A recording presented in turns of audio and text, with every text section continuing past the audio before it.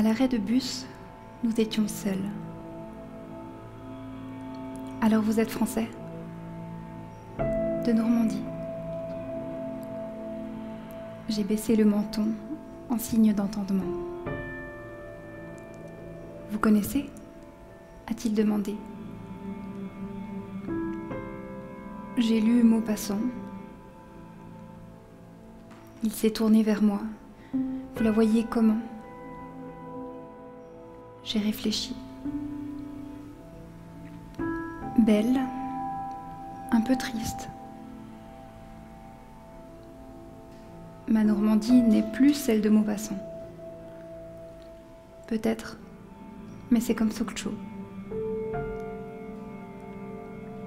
Kéran n'a pas répondu. Il ne connaîtrait jamais Sokcho comme moi.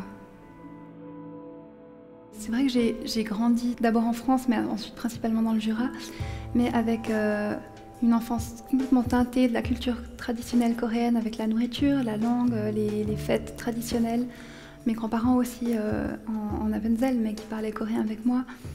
Mais c'est à partir de 13 ans que j'ai découvert comme en fait une réalité géographique à toute cette culture qui pour moi me semblait être comme une sorte de barque un peu à la dérive dans cette Suisse déjà où je venais aussi d'arriver d'un autre pays, enfin voilà, quelque chose un peu inconfortable.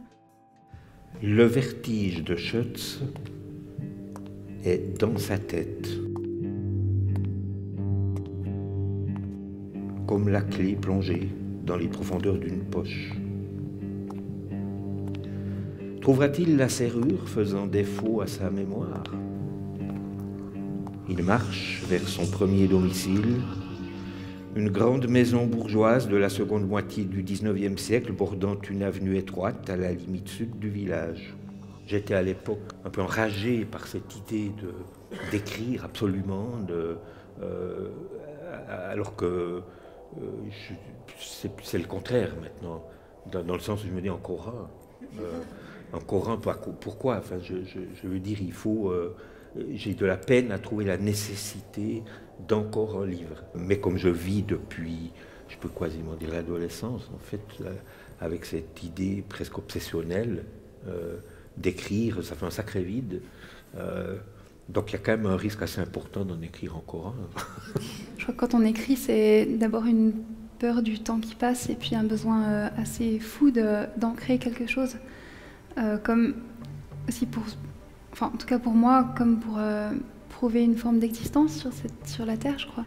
Le vent rabattait les nuages sur le bitume. Déclin du jour. De chaque côté de la route, des carcasses de villages. Carton, plastique, tôle bleue. La province de Gangwon avait été oubliée de l'urbanisation du pays après la guerre.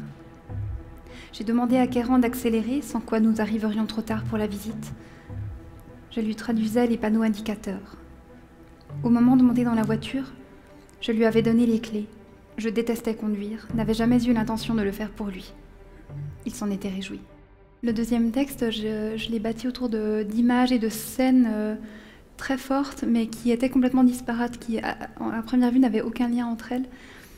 Et ça m'a pris plusieurs années de trouver en fait un fil. J'avais toujours des histoires qui se créaient, mais jusqu'à ce que je me rende compte qu'en fait, j'arrivais pas à le tirer jusqu'au bout, justement. Automne 2001, souvenir du printemps 1961. J'ai marché sur un œil de vache. Je m'en rappelle fort bien, comme si c'était hier. Un tel faux pas vous laisse une impression indélébile. Aujourd'hui encore, il m'arrive d'examiner d'un regard suspicieux les trottoirs près des boucheries.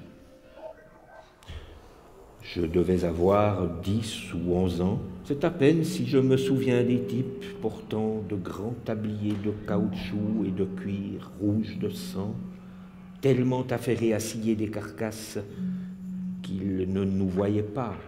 Ah, les personnages, ils nous surprennent, oui, je pense que, bien sûr, oui, ils sont les figurines qu'on lance à la recherche des questions qui nous obsèdent.